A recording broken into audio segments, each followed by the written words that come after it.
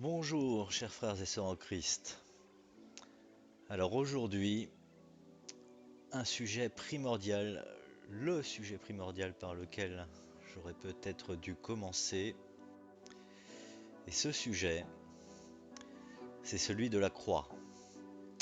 Et ce que je vais finalement vous exposer, c'est ce que les chrétiens ne comprennent pas au sujet du sacrifice de notre Seigneur Jésus-Christ et de ce qu'il a accompli ce jour-là, il y a bientôt 2000 ans sur la croix. Et donc en préambule, je vous pose donc la question suivante, qui est: qu'est-ce que le sacrifice de Christ a accompli? Car si vous posez cette question à un chrétien, eh bien, vous serez étonné de la réponse, car généralement, vous n'obtiendrez rien en la matière, car selon eux, nous pouvions être sauvés avant, avec la loi, avant que Jésus n'apparaisse. Et si l'on comprend bien aujourd'hui, quand on va dans les églises, etc., eh bien, on comprend finalement que le salut repose toujours entre nos mains et que c'est toujours à nous de nous sauver, quand bien même Christ a été sacrifié sur la croix.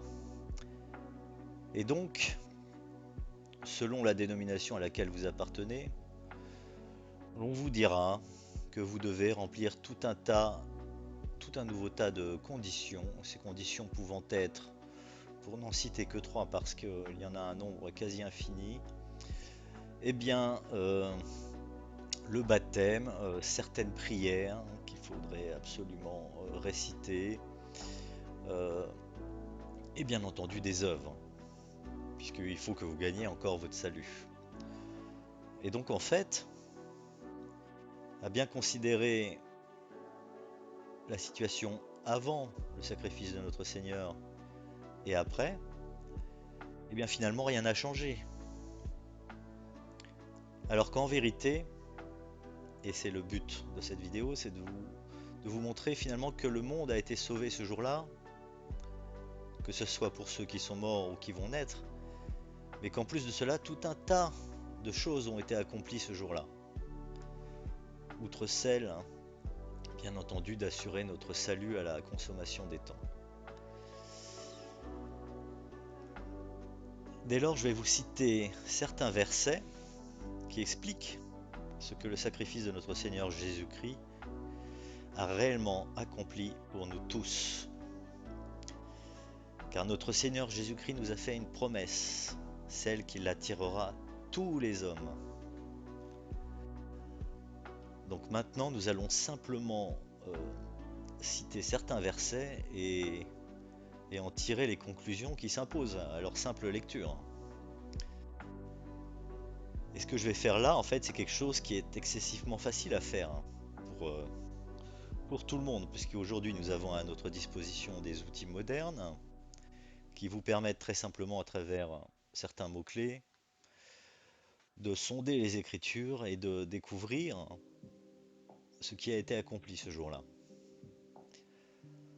Donc vous pouvez faire exactement la même chose et vous trouverez certainement encore des réalisations que j'ai bien pu omettre ici.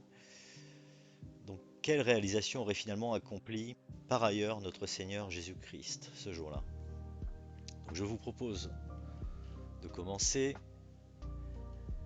pour savoir ce que disait notre Seigneur Jésus-Christ avant même d'être amené à la croix. Et donc en Jean 12, nous pouvons lire au verset 27: Maintenant mon âme est troublée, et que dirais-je? Père, délivre-moi de cette heure. Mais c'est pour cela que je suis venu à cette heure. Père, glorifie ton nom. Et il vint donc une voix du ciel qui dit: Et je l'ai glorifié, et je le glorifierai de nouveau. La foule donc qui était là et qui avait entendu dit qu'un coup de tonnerre avait eu lieu. D'autres disaient: Un ange lui a parlé. Et Jésus répondit et dit: Cette voix, donc celle de Dieu, n'est pas venu pour moi, mais pour vous. Maintenant est le jugement de ce monde. Maintenant le chef de ce monde, donc Satan, sera jeté dehors. Et moi, si je suis élevé de la terre, j'attirerai tous les hommes à moi, tous. Et donc le premier résultat que l'on peut constater à travers ce verset, de ce qui fut accompli ce jour-là, eh bien ce premier résultat, c'est le jugement de ce monde. Et j'aurais pu rajouter l'éjection du chef de ce monde, de Satan. Car ce jour-là, Dieu, comme il fallait s'y attendre bien entendu, a définitivement triomphé de Satan. Et nous sommes, contrairement à ce qu'on pourrait nous faire croire, nous avons déjà gagné. Christ a déjà gagné.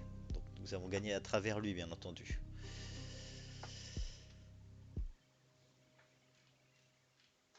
Passons donc au second verset, donc Galates, chapitre 5, verset 4, et je commence par le premier verset. Christ nous a placés dans la liberté en nous affranchissant.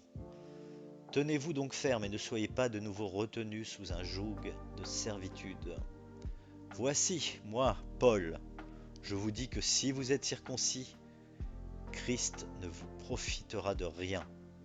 Donc là, c'est une allusion manifeste à ceux qui suivent la loi, pour lesquels Christ ne leur servira de rien. Verset 3. Et je proteste de nouveau à tout homme circoncis qu'il est tenu d'accomplir toute la loi. Vous vous êtes séparés de tout le bénéfice qu'il y a dans le Christ. Vous tous qui vous justifiez par la loi, vous êtes déchus de la grâce. Donc là, encore une fois, il insiste. Si vous suivez la loi, vous êtes tenus d'accomplir toute la loi. Et c'est impossible d'accomplir toute la loi. Donc, vous êtes quasiment maudits parce que vous êtes quasiment certain d'échouer. C'est même certain puisque vous n'êtes pas Jésus-Christ. Seul Jésus-Christ a pu le faire. Et donc si vous faites cela, si vous tentez de vous justifier par la loi, vous êtes déchus de la grâce. Donc vous perdez le bénéfice de ce que Christ a accompli et du fait que nous rentrions complètement, que nous soyons aujourd'hui dans la période de la grâce totale et non plus selon la loi. Et donc quel est ce deuxième résultat? Quel est le deuxième résultat du sacrifice de notre Seigneur? Eh bien c'est celui de la fin de la servitude selon la loi. Et c'est là notre bénéfice que nous avons à nous reposer entièrement sur Christ. C'est le bénéfice de la justification par la foi nous ayant été donnée par Christ, par Dieu, pardon.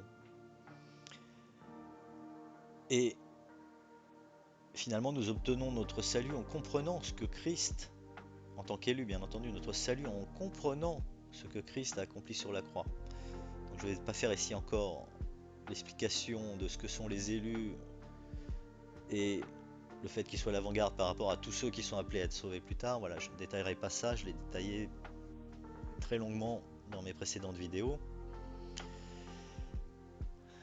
Et je vais donc aborder maintenant le troisième verset qui est dans 1 Corinthiens 15, verset 22, où il est dit « Car comme dans l'Adam tous meurent, de même aussi dans le Christ tous seront vivifiés. » Et donc bien entendu, quelques versets avant, Paul nous expliquait quel était l'évangile du salut par la grâce de Dieu, qui est que nous soyons sauvés par le sacrifice de notre Seigneur qui est mort pour nos péchés, qui a été mis au tombeau et qui est ressuscité le troisième jour. Et donc, c'est en droite ligne de cela qu'il nous dit au chapitre 22 que si nous croyons à cela, nous aussi, nous serons vivifiés en avance, mais bien entendu, tous seront vivifiés à la fin des temps, parce que vous comprenez bien que, comme dans l'Adam, tous meurent, tous seront vivifiés. Donc personne n'échappant à la mort, évidemment toutes ces personnes qui ne sont pas immortelles comme vous et moi depuis les origines, eh bien nous tous, nous sommes appelés à être vivifiés et non pas à être rendus vivants comme c'est souvent traduit, mal traduit dans la plupart des Bibles. C'est vraiment vivifié dans le sens de, et là c'est là le troisième résultat, la promesse de la vie éternelle pour tous.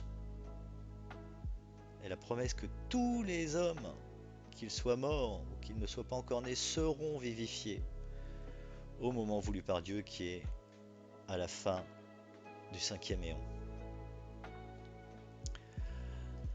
Voilà pour le troisième, j'en passe au quatrième verset qui est en 1 Pierre chapitre 2 verset 24 où il est dit que lui, Christ, qui a porté lui-même nos péchés en son corps sur le bois, afin que mort au péché nous vivions pour la justice, et lui par les meurtrissures duquel vous avez été guéris. Et donc le quatrième résultat, c'est quoi? Notre guérison. Nos péchés ne nous tourmentent plus, nous nous reposons entièrement sur Christ. Verset 5, Romains chapitre 4 verset 25, lequel a été livré pour nos offenses et est ressuscité pour notre justification. Donc le cinquième résultat, c'est la justification à laquelle nous avons droit. Nous sommes justifiés par le fait que nous ne nous reposons plus sur la loi, mais sur Christ, en qui tient notre salut, et seulement en lui. Verset suivant, Colossiens. Et d'ailleurs, en me réécoutant, je m'excuse, je dis souvent Colossiens, de manière assez inexplicable. Donc, Colossiens, chapitre 2, verset 14. Donc Dieu, a effacé l'acte dont les ordonnances nous condamnaient et qui subsistait contre nous, et il l'a détruit en le clouant à la croix. Donc, sixième résultat, c'est la fin de la condamnation. Et la fin de la condamnation, ça veut dire quoi? Ça veut dire nous rentrons dans la période de réconciliation. Verset suivant, deuxième épître aux Corinthiens, chapitre 13, verset 4. Car il a été crucifié à cause de sa faiblesse, mais il vit par la puissance de Dieu. Nous aussi, nous sommes faibles en lui, mais nous vivrons avec lui par la puissance de Dieu pour agir envers nous. Donc, septième réalisation, c'est le début du principe seul de la grâce, comme cela a débuté avec Abraham. Car comme on peut le lire en Jean chapitre 19 verset 32, les soldats vinrent donc et ils rompirent les jambes au premier, puis à l'autre qui avait été crucifié avec lui. Et là, quelque part, si vous lisez ce verset, vous pouvez comprendre quelque chose comme le fait que nous tous, nous soyons si des condamnés, mais c'est finalement dans notre faiblesse que la grâce opère, et c'est la puissance de Dieu qui finalement peut alors opérer en nous, dès lors que nous admettons notre faiblesse. Et je continue, Luc chapitre 23 verset 33. Lorsqu'ils furent arrivés au lieu appelé Crâne, ils le crucifièrent là, ainsi que les deux malfaiteurs, l'un à droite et l'autre à gauche. Et donc devant Dieu, nous sommes tous des malfaiteurs, car tous ont péché et aucun n'atteigne à la grâce de Dieu. Continuons donc pour la huitième réalisation. Donc Colossiens chapitre 1 verset 20. Il a voulu par lui, Christ, réconcilier tout avec lui-même, tant ce qui est sur la terre que ce qui est dans les cieux, en faisant la paix par lui, par Christ, par le sang de sa croix. Et donc la huitième réalisation est la réconciliation de la création, comme il est écrit ici. Et dans la création sont bien entendu contenues les créatures. Et ce jour-là, Dieu a accepté l'offrande du sacrifice que représentait Christ pour tout réconcilier avec lui-même. Et non pas seulement ce qu'il y a sur la terre, mais ce qu'il y a dans les cieux. Toutes les créatures qui sont également dans les cieux.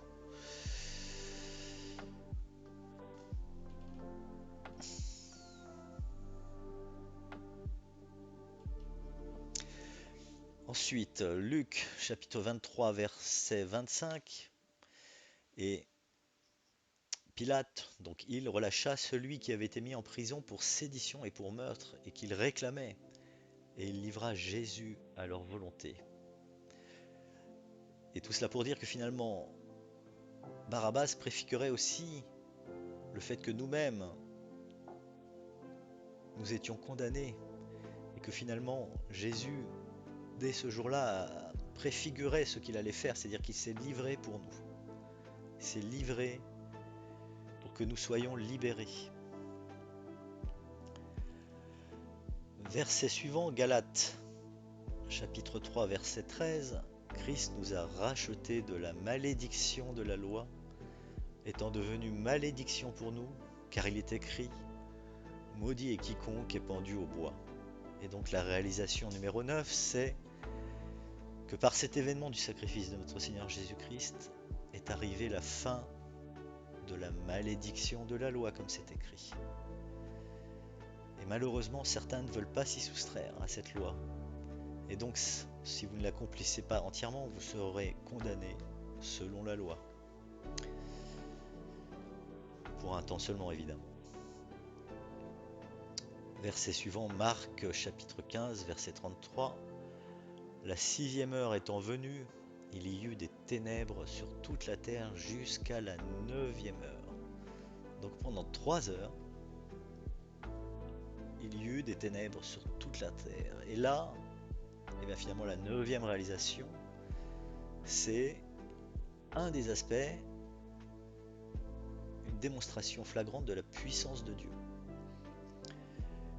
Car comme il est dit aussi en Matthieu chapitre 27 verset 54, le centenier et ceux qui étaient avec lui pour garder Jésus, ayant vu le tremblement de terre et ce qui venait d'arriver, furent saisis d'une grande frayeur et dirent assurément cet homme était fils de Dieu. Et donc ce jour-là, à cet instant précis où notre Seigneur est mort, la terreur s'est emparée d'eux, car Dieu a manifesté sa puissance. Et la question que nous pouvons nous poser, puisque nous savons que d'autres choses doivent arriver, nous savons donc que d'autres manifestations de sa puissance vont nécessairement se produire. Et je vous invite à penser à cela quand on sait que l'enlèvement du corps du Christ est en tout état de cause très proche. Et pourquoi vous dis-je cela? C'est que vraisemblablement, quand cela arrivera, nous assisterons vraisemblablement, enfin nous, du moins pour ceux qui restent, assisteront à un événement dont la puissance est absolument incommensurable et sera vraisemblablement donc reporté par nos médias et autres comme étant un événement d'une toute autre nature. Donc, et là je fais une projection, mais une explosion électromagnétique qui coupera tout le courant, toute la grille peut-être, une explosion nucléaire, nous dira-t-on, ou peut-être même une éruption solaire, ou je ne sais quel autre événement mis sur le dos du changement climatique. Mais voilà, attendez-vous ce jour-là, au moment de l'avènement encore, de l'enlèvement, pardon, à un événement qui sera porté comme cataclysmique par les autorités et les élites de ce monde qui servent, vous savez qui. Passons au verset suivant. Première épître de Jean, chapitre 4, verset 9. l'amour de Dieu a été manifesté envers nous, en ce que Dieu a envoyé son Fils unique dans le monde, afin que nous vivions par lui.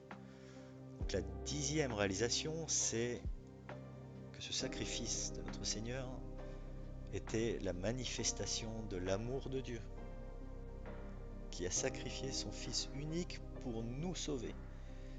Et c'est là la justice de Dieu, qui nous montre à quel point notre justice à nous les hommes est petite, car finalement quel homme ferait cela? Quel homme sacrifierait son enfant pour des meurtriers, des menteurs, des voleurs, etc. La liste est longue. Passons maintenant au verset suivant, Romains chapitre 6, verset 17. Or, grâce à Dieu de ce que vous étiez esclaves du péché, mais de ce que ensuite vous avez obéi de cœur, et j'insiste bien sur de cœur, à la forme de doctrine dans laquelle vous avez été instruits.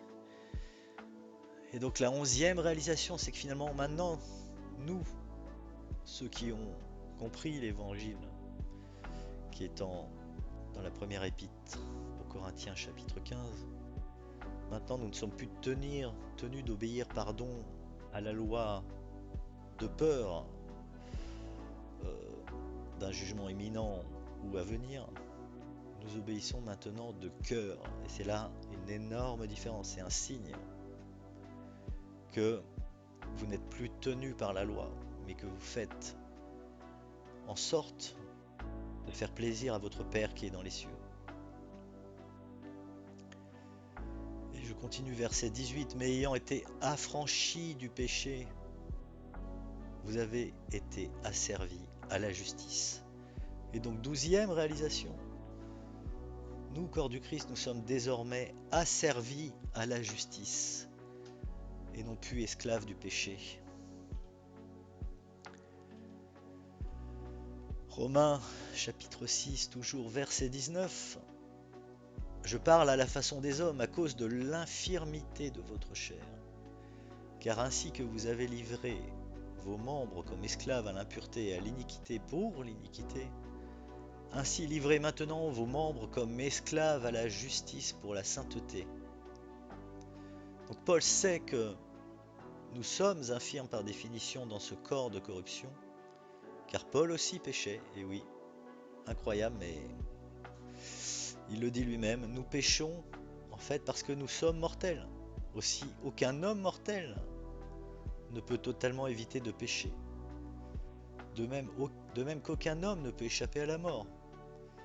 Et donc finalement, nous n'arrêterons donc de pécher seulement et seulement quand nous aurons revêtu l'incorruption, notre corps de gloire qui nous attend.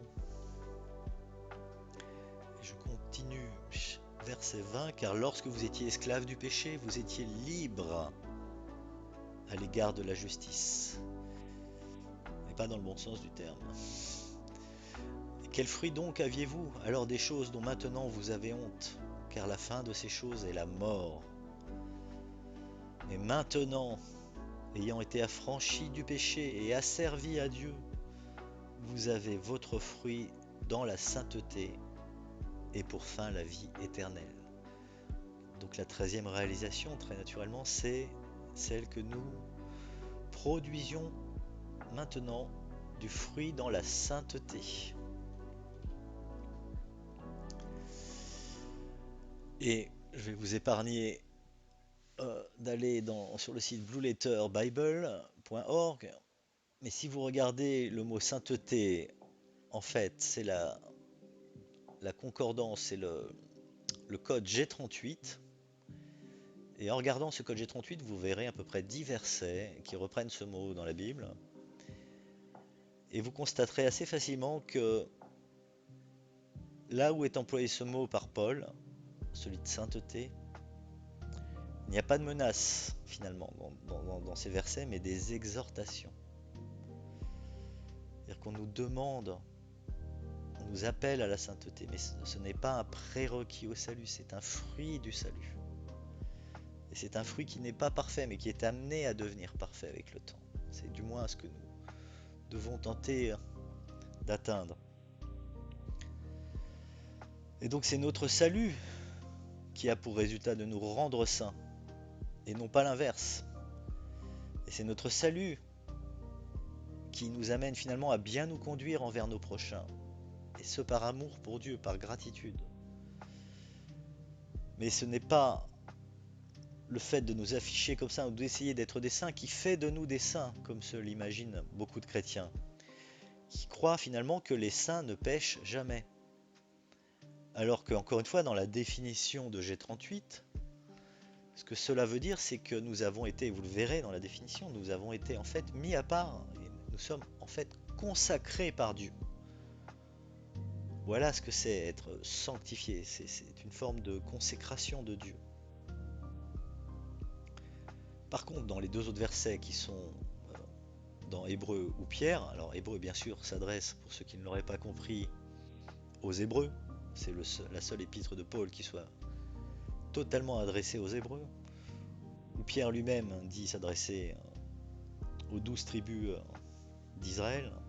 Évidemment, ce terme ne revêt pas la même signification, puisque là, nous basculerons, notamment au moment des tribulations, du moins les Juifs seront appelés à officier sous la grâce et les œuvres. Et j'ai envie de leur dire, je leur souhaite beaucoup de chance parce que ça sera évidemment compliqué. Et fort heureusement, nous, les élus, nous n'aurons pas à passer par ce jour de la colère, comme il est dit dans la Bible. Donc verset 22, mais maintenant ayant été affranchis du péché et asservis à Dieu, encore une fois, vous avez votre fruit dans la sainteté et j'y viens, pour fin, la vie éonienne et non pas la vie éternelle qui est encore une fois mal traduite. Et reportez-vous à ma vidéo sur les éons pour mieux comprendre à quel point ce terme d'éternité ou l'adjectif éternel sont extrêmement mal traduits et trompeurs. Et ce que cela veut dire, c'est que 14e réalisation, notre fin à nous, corps du Christ, est la vie éonienne. Et là, c'est bien réservé au corps du Christ ou à ceux qui ont un jugement, un bon jugement à venir à la fin du prochain éon, qui est le royaume de 1000 ans de Christ. Donc, notre fin est la vie éonienne en tant qu'élus, donc ça veut dire que nous vivrons les 2 prochains éons qui s'annoncent longs, donc ce qui veut dire que nous ne serons pas totalement immortels, mais nous vivrons très longtemps pour ces 2 éons, parce que nous, les élus, nous avons un salut spécial. Mais à la fin des éons, il n'y a aucune différence, comme il est dit dans un verset de Paul, car tous seront sauvés et tous seront égaux et un en Dieu. Donc finalement, ceux qui seront jugés à la fin du prochain éon, du royaume de 1000 ans de Christ, ceux qui seront jugés devant le grand trône blanc, ceux-là aussi auront pour beaucoup la vie éonienne, comme quand il est dit dans plein d'autres passages, ce terme de vie éonienne ressort dans plein d'autres passages du Nouveau Testament. C'est-à-dire que ces personnes-là, au moment du jugement, et je pense que beaucoup auront un jugement qui sera en leur faveur, contrairement à ce qu'on pourrait imaginer, et bien ces gens-là sont amenés à vivre aussi dans l'éon qui suivra celui du royaume de 1000 ans de Christ. Et donc finalement leur punition, qu'on annonçait si terrible, qu'on annonçait comme une destruction éternelle, et ben c'est relativement dommage pour eux. C'est celui d'avoir raté le royaume de 1000 ans de Christ, c'est ça leur punition. Parce qu'ils n'ont pas, comme vous et moi, été élus et n'auront malheureusement, ou alors ils n'auront pas réussi durant les tribulations, et donc ces personnes-là rateront leur royaume de 1000 ans de Christ, et donc ils auront ce qu'on appelle cette destruction éonienne. Donc ça veut dire concrètement qu'ils seront morts pour cet éon, mais ils seront ressuscités. Encore une fois, pareil, parce qu'il y a plusieurs jugements. Et donc le fameux jugement dernier qui est évoqué, pour le coup, où on vous annonce que vous allez périr dans le lac de feu, à la fin du royaume de Milan, et ben, comme il est dit, c'est ce fameux lac de feu, c'est la seconde mort. Et donc ce que ça veut dire, c'est que cette seconde mort vous privera de participer au dernier éon qui fera suite à celui du royaume de Milan. Et voilà donc la punition, le tourment éternel dont on nous parle, c'est encore une fois la mort de ces gens-là pour le dernier éon, qui n'auront finalement participé à aucun des deux derniers éons pour le coup. Mais à la consommation des éons, à la fin des éons, ils nous rejoindront quand même. Et nous serons tous un avec Dieu. Je continue sur un autre verset, donc épître 2 aux Corinthiens, chapitre 5, verset 17. Si quelqu'un est en Christ, il est une nouvelle créature. Les choses anciennes sont passées, voici toutes choses sont devenues nouvelles. Et je m'arrête là. Donc qu'est-ce qu'il est dit dans ce verset 17? C'est que si vous êtes en Christ, vous êtes une nouvelle création. Et donc grâce au sacrifice de Christ, du fait que nous croyons en ce qu'il a accompli sur la croix, et j'insiste là-dessus, nous avons été changés en nouvelles créatures. Et c'est donc maintenant une nouvelle création qui est à l'œuvre. Car comme il est dit en Éphésiens chapitre 4, verset 24, et à revêtir l'homme nouveau, créé selon Dieu dans une justice et une sainteté que produit la vérité. Et donc c'est l'Esprit de Dieu en nous qui produit la justice et la sainteté.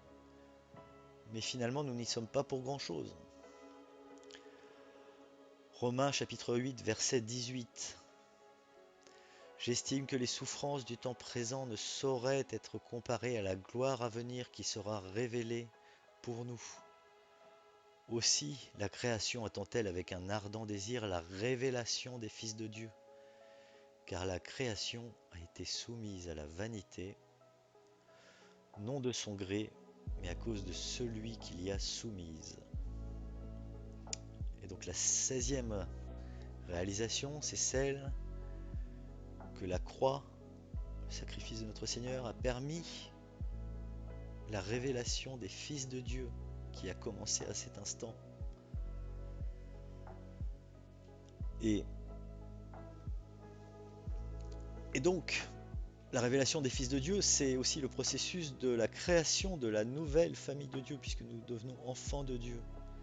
Et le premier à devenir fils de Dieu, c'était Paul. Et les élus étant bien entendu les suivants, ceux qui ont entendu l'évangile du salut par la grâce. Mais ensuite, je ne tiens pas à rester élitiste, en ce sens où d'autres ne seraient pas appelés la même chose, mais ensuite viendront tous les autres qui aussi deviendront enfants de Dieu, mais bien plus tard, au moment voulu par Dieu. Voilà, donc là j'ai finalement revu avec vous nombre de versets dans lesquels on trouve finalement 16 réalisations importantes sur ce qu'a accompli Christ ce jour-là à travers son sacrifice sur la croix. Mais je vais m'arrêter là. Mais je suis sûr que vous pourriez encore une fois en trouver beaucoup d'autres en cherchant par vous-même. Et je ferai une seconde vidéo parce que j'en suis à 34 minutes. Je ferai une seconde vidéo pour vous citer d'autres versets qui nous avertissent finalement sur ce qui attend ceux qui n'ont pas réalisé tout ce que je viens de vous exposer précédemment, sur ces réalisations de notre Seigneur sur la croix.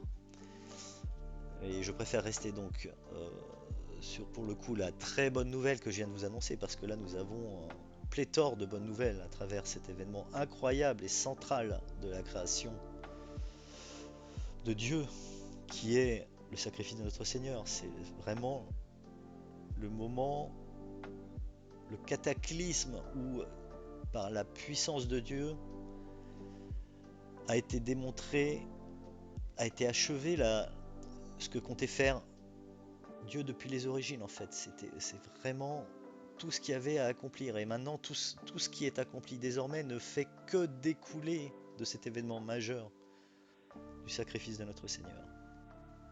Puisque la victoire, comme vous l'avez lu, a déjà eu lieu il y a 2000 ans.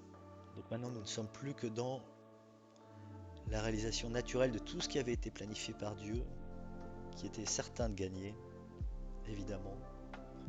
Et aujourd'hui, nous sommes juste dans un processus de compréhension de ces vérités et de réalisation de ces vérités, afin d'accomplir finalement l'histoire telle qu'elle a déjà été écrite par Dieu. Et je vous quitte là et je vous dis à très bientôt pour la suite de cette vidéo. Au revoir, chers frères et sœurs en Christ.